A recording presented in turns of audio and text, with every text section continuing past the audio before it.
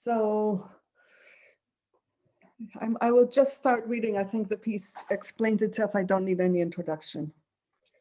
Lori Draper, the vice president at a bank.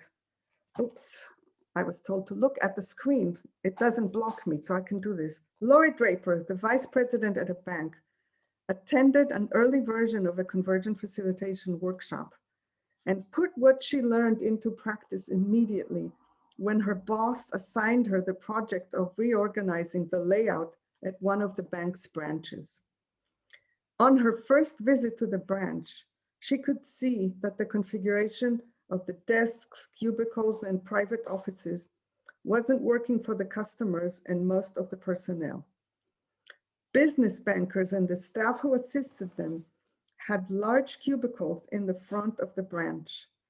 A new customer who wanted to open a personal checking account would wait in the line for the tellers, only to be redirected to the back where the personnel who took care of this responsibility were crammed in small cubicles. Lori made an initial plan for moving everybody around, but realized that the people who had in some cases worked there for 20 years would probably have ideas that would be far more informed than hers. She was also energized by the prospect of having a change that would be met with resistance. She told her boss that she wanted to solicit their input.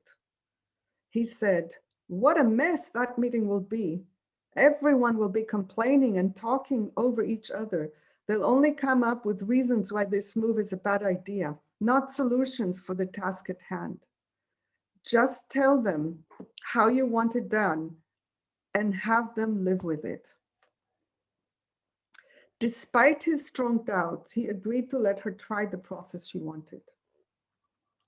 She convened an initial meeting in which she told everybody at the branch that the floor plan would be changing, and she wanted their participation in a meeting the following week to create a proposal. She presented to them the criteria they might want to consider in creating proposals: more customer convenience, smoother traffic flow, and privacy for confidential conversations. Of the 17 people who worked at the branch, 13 attended the second meeting and 8 people brought in detailed proposals that included measurements and plans for accessibility for people with disabilities. I want you to take that in, this extremely high level of engagement.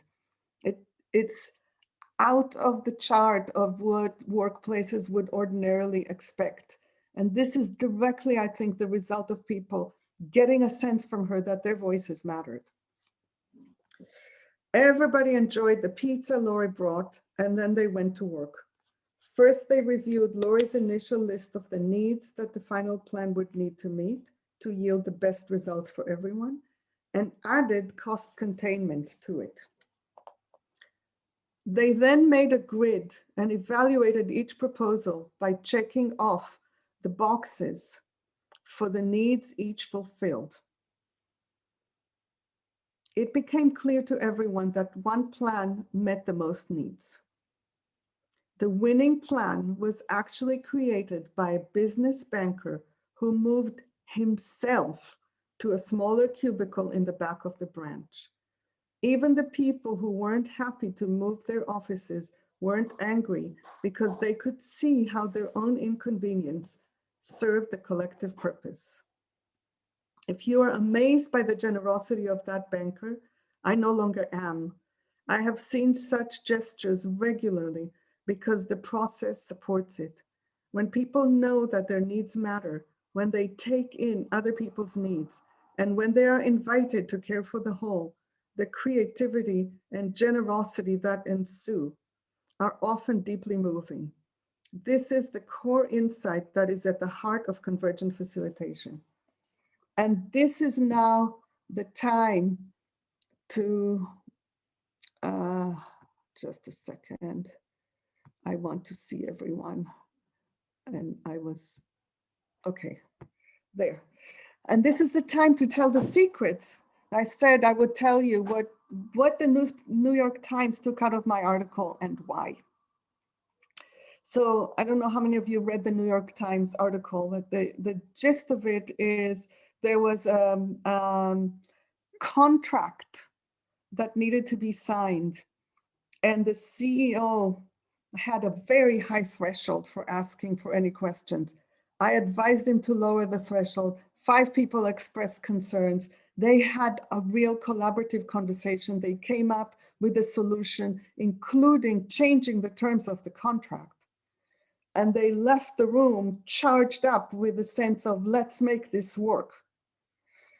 And then the salesman came to the CEO and said, I would like to lower my commission by 30% in order to improve the profit margins.